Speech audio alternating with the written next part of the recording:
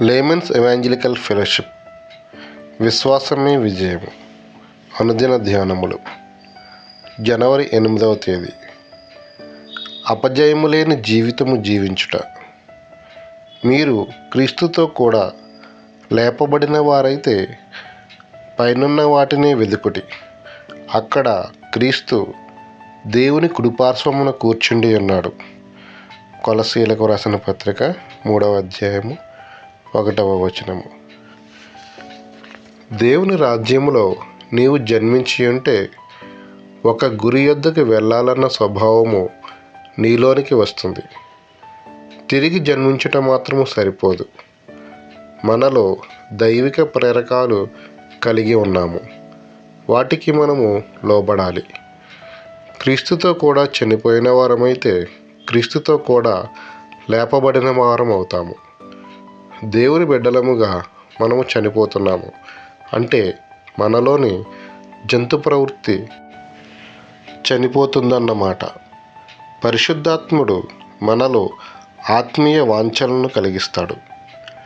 దేవుని బిడ్డల సహవాసము ఈ వాంఛలు ఇతరులలో ఎలా పనిచేస్తున్నాయో చూపెడుతుంది. అప్పుడు మనము మన పాత స్వభావమునకు చనిపోతాము. లోకాశలు చనిపోతే పైనున్న వాటిపైనే మనము గురి పెడతాము.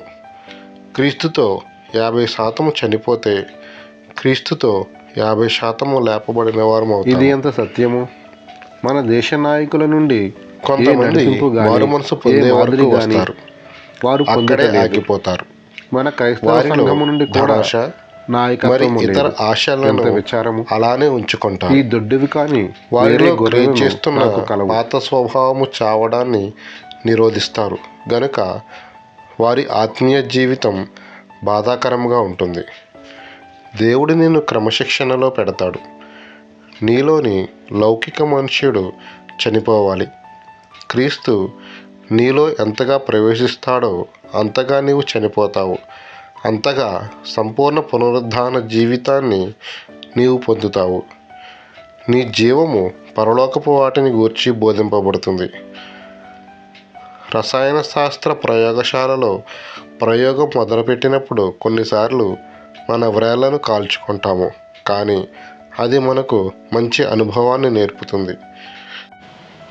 నీవు బయటికి వెళ్ళి ఇతరులకు సాక్ష్యం చెప్పునప్పుడు ఎదురు దెబ్బలు తగులుతాయి. నీవు అనుభవాన్ని సంపాదించుకొనుచున్నావు. నీ అంతరంగ సాక్ష్యం పెరుగుతుంది. నిజమైన ప్రేమ పాపము వైపు చూడదు. ఇతరులలో కానీ మరి ముఖ్యంగా నీలో కానీ పాపమును చూచినప్పుడు నిజమైన ప్రేమ వేదన పొందుతుంది. ప్రేమలో సంతోషము లేదు, అపాయమే ఉన్నది. విశ్వాసము పాపం వలన ఓడింపబడుతుంది. దేవుని వాక్యానికి దేవుని ఆత్మకు నీలో చోటిస్తే నీకు జయము లభించును. కావున భూమి మీదనున్న మీ అవయవములను అనగా జారత్వమును, అపవిత్రతను, కామతురతను, దురాశను, విగ్రహారాధన అయిన ధనాపేక్షను చంపివేయుడి. కొలస్సీ 3:5. పరిశుద్ధతలో పెరిగే విధేయతలో నిన్ను నీవే సాధకం చేసుకో. ఎన్. దానియేలు గారు.